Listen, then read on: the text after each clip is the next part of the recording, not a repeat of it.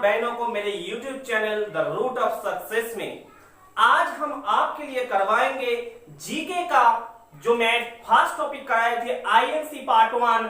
आज हम लेकर आए आईएनसी पार्ट 2 और अगले पिछले फेज में हम दिखे थे आईएनसी का एस्टेब्लिशमेंट, आईएनसी के सभी इंपॉर्टेंट सेशन और मॉडरेट फेज। आज हम देखेंगे एक्सट्रीमिस्ट फेज और इसी के साथ मॉडरेट फेज और एक्सट्रीमिस्ट फेज के जो सारे इंपॉर्टेंट क्वेश्चन है जो पिछले 5 साल के सभी एग्जाम में, हिंदुस्तान के सभी एग्जाम में आए हैं, उस सब क्वेश्चन को कलेक्शन करके मैं 24 क्वेश्चन बनाए हैं जो सभी एग्जाम के लिए, अपकमिंग सभी एग्जाम के लिए इंपॉर्टेंट है। वो सभी एग्जाम आपको एमसीक्यू तरफ में मैं सबको क्लियर कर दूंगा। तो जुड़े रहिए हम इस सेशन के साथ और इस चैनल को जो नए इस चैनल में जो प्लीज इस चैनल को सब्सक्राइब करके अपने दोस्तों के साथ शेयर करें और इस वीडियो को लाइक भी करना। तो देखो शुरू करते हैं आज का टॉपिक आईएनसी पार्ट 2। मैंने बोला था आईएनसी का 3 फेज होता है ना। आईएनसी के कितने फेज होता है? 3 फेज। पहले फेज कौन है? पहले फेज है मॉडरेट फेज। सेकेंड फेज है एक्सट्रीमिस्ट फेज और थर्ड वाला है गांधीयन एरा। मॉडरेट फेज चलता था 1885 से लेकर 1905 तक। कांग्रेस का एस्टैब्लिशमेंट हुआ था 1885 में और मॉडरेट फेज चलेगा 1905 तक। पहले में जो वीडियो ले आया था, इस वीडियो को देखने से पहले आप सब उस वीडियो को जिन वालों ने नहीं देखा अच्छे से देखना, उसका लिंक मैं डिस्क्रिप्शन बॉक्स में दे दूंगा। और यहां देखो एक्सट्रीमिस्ट फेज होता है 1905 से लेकर 1917 तक और गांधीयन एरा होता है 1917 से लेकर आजादी तक 1947। हमारे भारत का आजादी हुए थे 1947 में। तो एक्सट्रीमिस्ट मॉडरेट फेज हम आलोचना कर चुके हैं। तो आज हम देखेंगे एक्सट्रीमिस्ट फेज के जो इंपॉर्टेंट लीडर है उनके बारे में। तो एक्सट्रीमिस्ट फेज के जो इंपॉर्टेंट लीडर है वो है लाल बाल पाल। दैट मीन्स लाला लाजपत राय, इसका मतलब बाल गंगाधर तिलक और इसका मतलब होता है बिपिन चंद्रपाल। और एक एक्सट्रीमिस्ट फेज के बहुत ही इंपॉर्टेंट लीडर है वो है अरविंदो घोष। वो कौन है? अरविंदो घोष। तो हम एक एक करके इन सभी लीडर्स के बारे में जान लेते हैं जो एग्जाम में आते हैं। तो शुरू करते हैं पहले लाला लाजपत राय से। तो देखो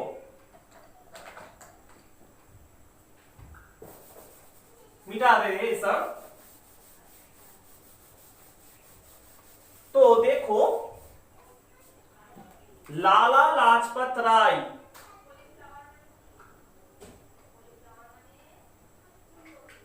इसका जो एक टाइटल है बहुत ही खास कर, उसका नाम है पंजाब केसरी। ये कहां के लोग थे? पंजाब के लोग थे और इसको बोला जाता है पंजाब केसरी। ठीक है। और इसका एक इंपॉर्टेंट बुक है जो इन्हें लिखे हैं वो है अनहैप्पी इंडिया। Unhappy India. ठीक है।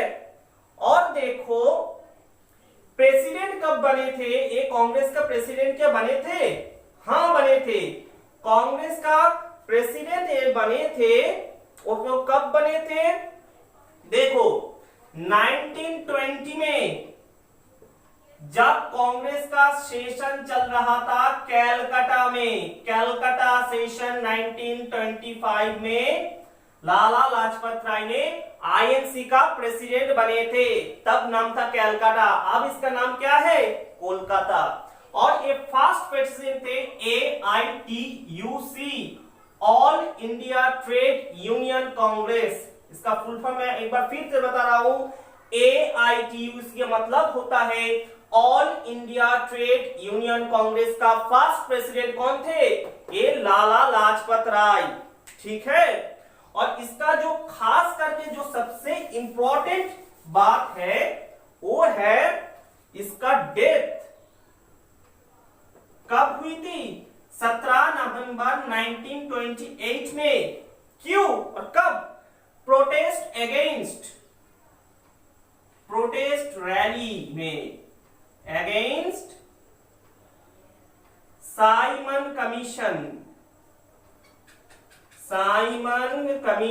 में के खिलाफ, जब भारत के स्वदेशी लोग उसके खिलाफ विद्रोह प्रदर्शन कर रहे थे, उसी विद्रोह के प्रदर्शन में लाला लाजपत राय का डेथ हुई थी। ब्रिटिश के पुलिस ने उनके माथे पर लाठी से आघात किया और उसी आघात से लाला लाजपत राय के मौत हुई थी। और इनका जो इंपॉर्टेंट स्लोगन तब था वो था साइमन गो बैक। क्या था? Simon go back. तो देखो, लाला लाजपत राय से हम सभी इंपॉर्टेंट बात आपको बता दिया जो एग्जाम में आते हैं। ठीक है, और साइमन कमीशन कब इंडिया में आई थी? वो आई थी नवंबर 1928 में। और साइमन कमीशन के खिलाफ भारत के लोग क्यों विद्रोह का प्रदर्शन कर रहे थे? क्योंकि इस साइमन कमीशन जो ब्रिटिश से भारत में आई थी कॉन्स्टिट्यूशन को फॉर्म करने के लिए, वहां भारत के कोई आदमी नहीं थे, सभी आदमी थे ब्रिटिश के।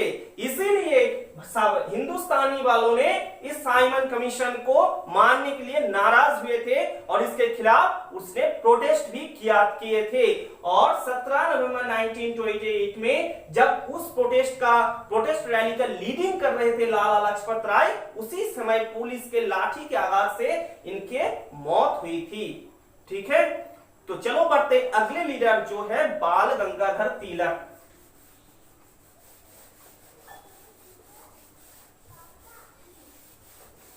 ठीक है, नेक्स्ट लीडर है बाल गंगाधर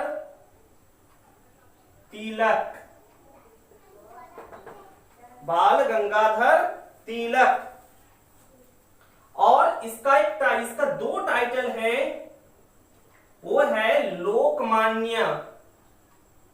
अगर क्वेश्चन में who is called by Lokmanya तो आंसर होगा बाल गंगाधर तिलक। और एक है वो है फादर ऑफ अनरेस्ट पीपल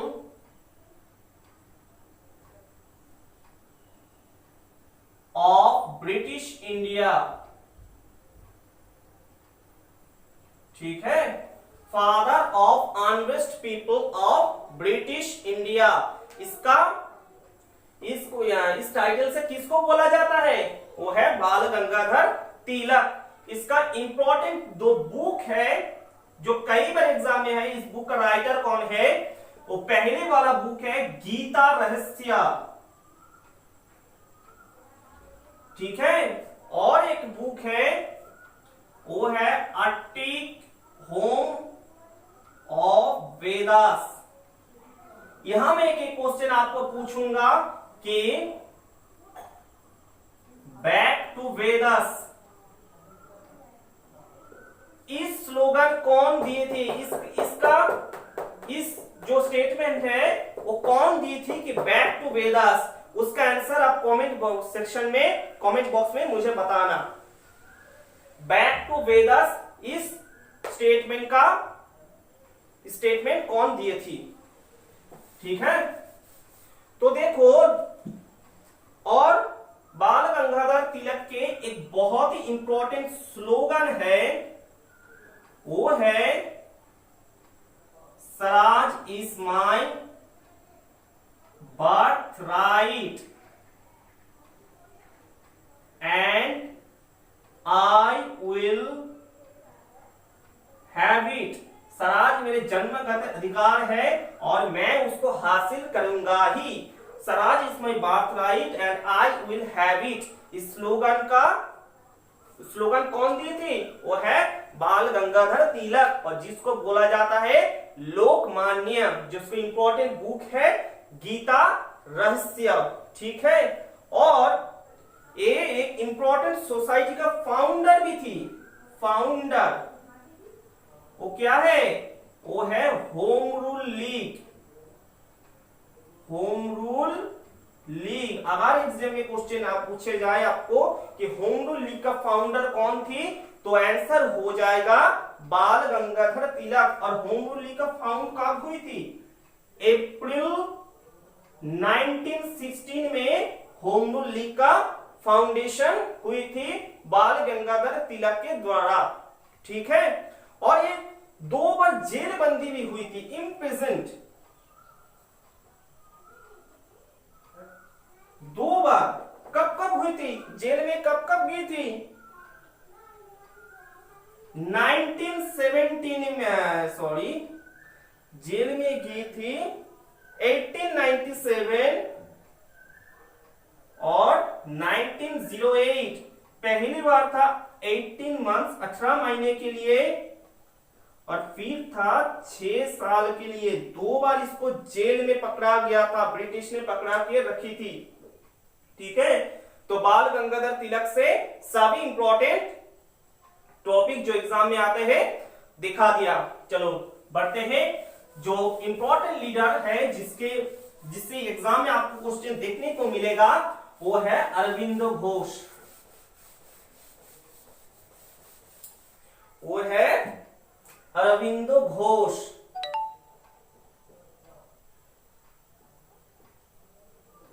और ये अरविंदो घोष कहां के थे? ये थे बंगाल से। जब वो इसे है पश्चिम बंगाल से थे अरविंदो घोष, तब था अनडिवाइडेड बंगाल।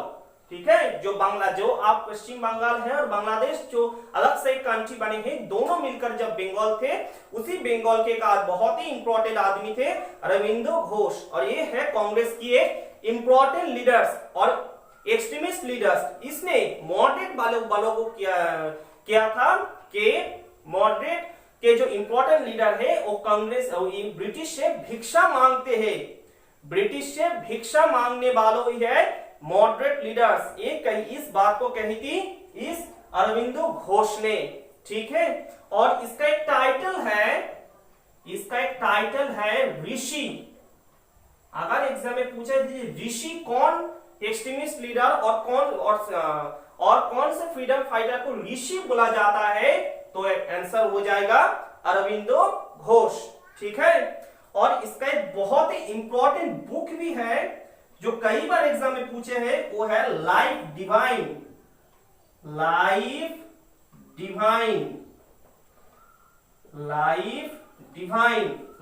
डिवाइन बुक के राइटर थे अरविंदो घोष, और इसको जेल में डाल दिया था, इम्प्रिजन्ड हुई थी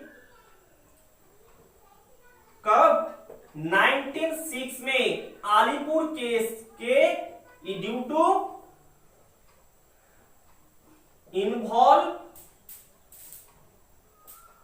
इन अलीपुर केस। ठीक है, अलीपुर केस में इन्वॉल्व होने के कारण 1906 में इसको ब्रिटिश ने अरेस्ट किया था। और ये एक बहुत ही इंपॉर्टेंट न्यूज़पेपर का एडिटर थे, वो है वंदे मातरम। वंदे मातरम न्यूज़पेपर बंगाली, किस लैंग्वेज में प्रकाशित होते थे? बंगाली में। वंदे मातरम बहुत ही इंपॉर्टेंट एक न्यूज़पेपर है बंगाली का, उसका एडिटर थे अरविंदो घोष। ठीक है, चलो मिटा देते हैं अरविंदो घोष को। अब हम आपको बोलेंगे कि एक्सट्रीमिस्ट जो है ये क्यों आए थे, मॉडरेट से एक्सट्रीमिस्ट लीडर क्यों आए थे, कौन से सेशन में इसका स्पीच हुए थे? जो इंपॉर्टेंट सेशन था 1907 सुराट सेशन में। उस समय आईएनसी का 1907 का सुराट सेशन के लीडर थे रास बिहारी घोष। गलती मत करना रास बिहारी घोष के साथ, वहां था रासबिहारी घोष। रासबिहारी घोष थे एक मॉडरेट लीडर, और तब एक्सट्रीमिस्ट वालों ने मांग की थी कि मोतीलाल नेहरू को आईएनसी का प्रेसिडेंट बनाना चाहिए, परंतु एक्सट्रीमिस्ट वालों ने चाहिए थी कि मोतीलाल नेहरू को, परंतु मॉडरेट वालों ने इस रासबिहारी घोष को फिर से आईएनसी का प्रेसिडेंट बना दिया था। तब एक्सट्रीमिस्ट वालों और मॉडरेट वालों के बीच में बहुत बड़े झगड़ा हुए और कांग्रेस विभाजित हो गई। कौन से सेशन में? बहुत ही इंपॉर्टेंट सेशन, 1907 सुराट सेशन, ठीक है। और इस मॉडरेट वालों का एक्सट्रीमिस्ट वालों क्यों आए थे? क्योंकि इसका एक बहुत ही बड़ा कारण था division of Bengal, divided of Bengal. कौन किया था डिवाइडेड ऑफ बंगाल? उस समय बंगाल का वायस कौन था? बंगाल का वो था Lord Curzon. Lord Curzon. Bengal का डिवीजन कौन किया था? British governor Lord Curzon. और अनाउंस कब हुए थे? अनाउंसमेंट हुए थे 19 जुलाई 1905 में, ठीक है। 19 जुलाई 1905 में इसका अनाउंसमेंट हुए थे। और कब लागू किया? टू प्लेस, लागू कब किया गया था? 16 अक्टूबर 1905 में इसको लागू किया गया था। परंतु स्वदेशी वालों के प्रोटेस्ट के अगेंस्ट ब्रिटिश ने सर को झुकाए और 1911 में इसको विड्रॉ किया गया था। ब्रिटिश ने इस डिवीजन ऑफ बंगाल को कब विड्रॉ किए थे? 1911 में। और डिवीजन ऑफ बंगाल कैसे हुआ था? देखो, अब जो बांग्लादेश कंट्री है ना, वहां कौन से रिलीजन ज्यादा है? मुस्लिम रिलीजन। और जो वेस्ट बंगाल है, भारत के एक स्टेट, वेस्ट बंगाल में हिंदू की संख्या ज्यादा थी।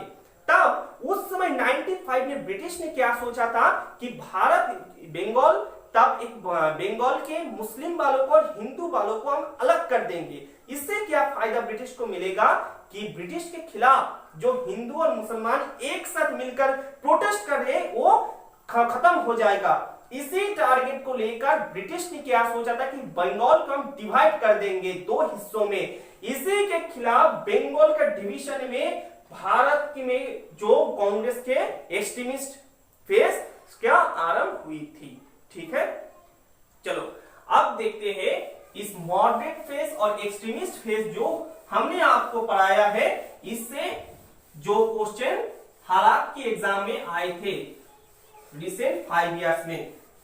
टोटल क्वेश्चन है 24। देखो आपको स्क्रीन में आ रहा है। क्वेश्चन में ये पूछा है कि which of the following was the revolutionary who later become a yogi and philosopher? Option A Bal Gangadhar Tilak, option B Arvind Ghosh, option C Dadabhai Naoroji, option D है दयानंद सरस्वती। तो कौन सी लीडर बाद में जोगी बन गए थे? इसका करेक्ट आंसर हो जाएगा ऑप्शन बी अरविंदो घोष, ठीक है।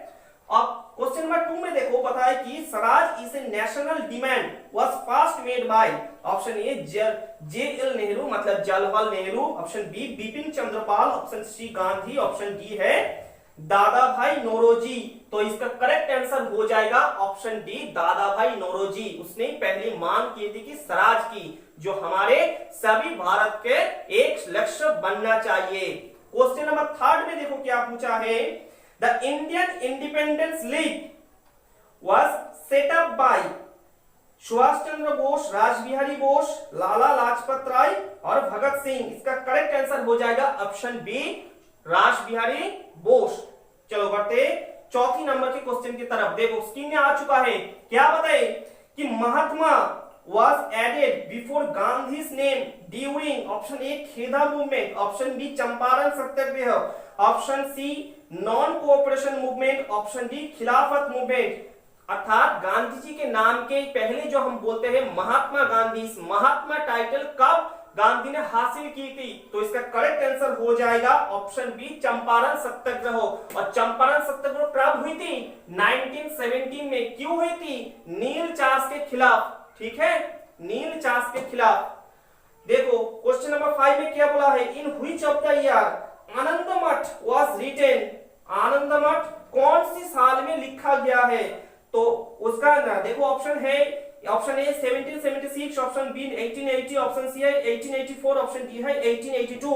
तो इसका करेक्ट आंसर हो जाएगा 1882। आनंदमठ उपन्यास जो है, इसका राइटर कौन है? इसका राइटर है बंकिम चंद्र पाल। कहां के है? बंगाल के है। और इस आनंदमठ उपन्यास में एक बहुत ही इंपॉर्टेंट, सबसे ज्यादा इंपॉर्टेंट हिंदुस्तान के संग है, वो है वंदे मातरम।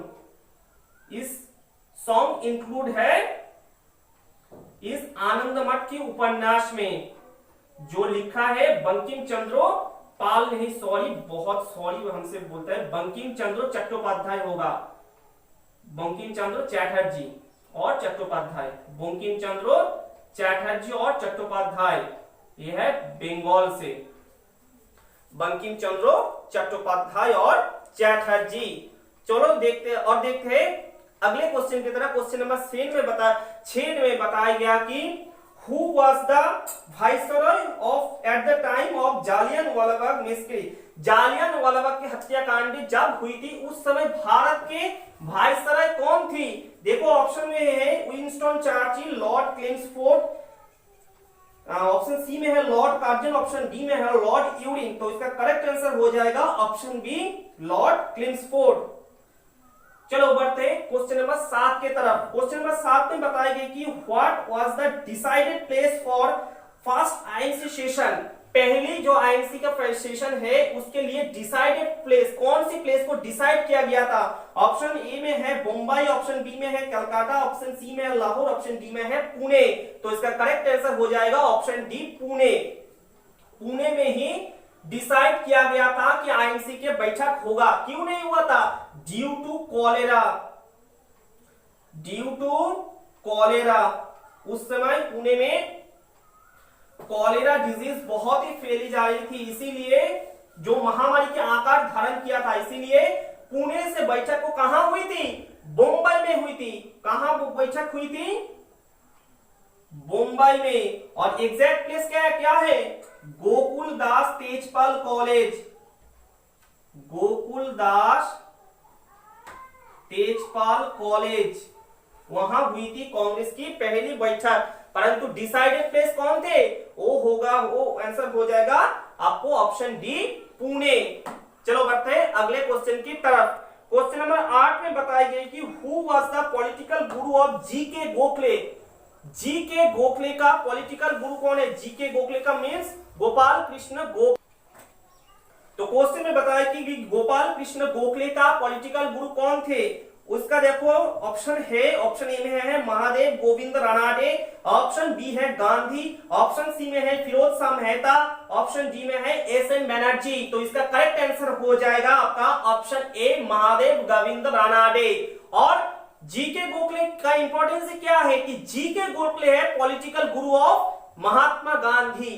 ठीक है, तो देखो ऑप्शन क्वेश्चन नंबर 9 में क्या बताएं कि who was the founder of Mitra Mela?